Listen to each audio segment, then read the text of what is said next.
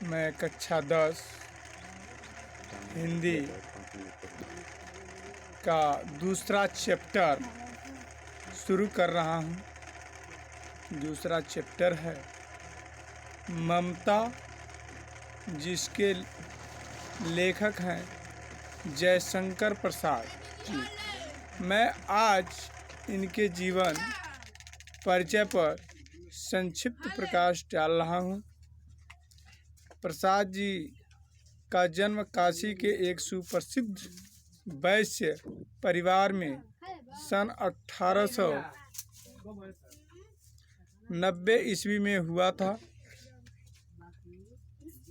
काशी में इनका परिवार सुगनी साहू के नाम से प्रसिद्ध था। इनका कारण यह था कि इनके यहाँ तंबाकू का व्यापार होता था। प्रसाद जी के पितामह का नाम शिवरत्न साहू और पिता का नाम देवी प्रसाद था। प्रसाद जी के पितामह शिव के परम भक्त और दयालु थे। इनके पिता भी अत्यधिक उदार और साहित्य प्रेमी थे। प्रसाद जी का बाल्यकाल सुख के साथ व्यतीत हुआ। उन्होंने बाल्यावस्था में ही अपनी माता के साथ धारा क्षेत्र, ओंकारेश्वर, पुष्कर, उज्जैन और ब्रज आदि तीर्थों को यात्रा की। अमरकंटक पर्वत श्रेणियों के बीच नर्मदा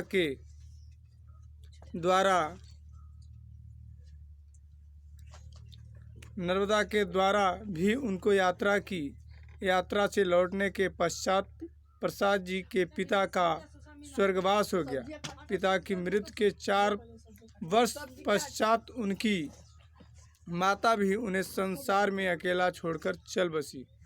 प्रसाद जी का पालन पोषण और शिक्षा दीक्षा का प्रबंध उनके बड़े भाई शंभू रत्न जी ने किया। सर्वप्रथम प्रसाद जी का नाम क्वींस कॉलेज में लिखवाया गया, लेकिन स्कूल की पढ़ाई में उनका मन न लगा, इसलिए उनकी शिक्षा का प्रबंध घर पर ही किया गया। घर पर ही वे योग्य शिक्षकों से अंग्रेजी और संस्कृत का अध्ययन करने लगे। प्रसाद जी को प्रारंभ में ही साहित्य के प्रति अनुराग था। वे प्रायः साहित्यिक पुस्तकें पढ़ा करते थे और अवसर मिलने पर कविता भी किया करते थे। पहले तो उनके भाई उनकी काव्य रचना में बाधा डालते रहे, परंतु जब उन्होंने देखा कि प्रसाद जी का मन काव्य रचना में ही अधिक लग रहा है, तब उन्होंने उनकी पूरी स्वतंत्रता उन्हें दे दी।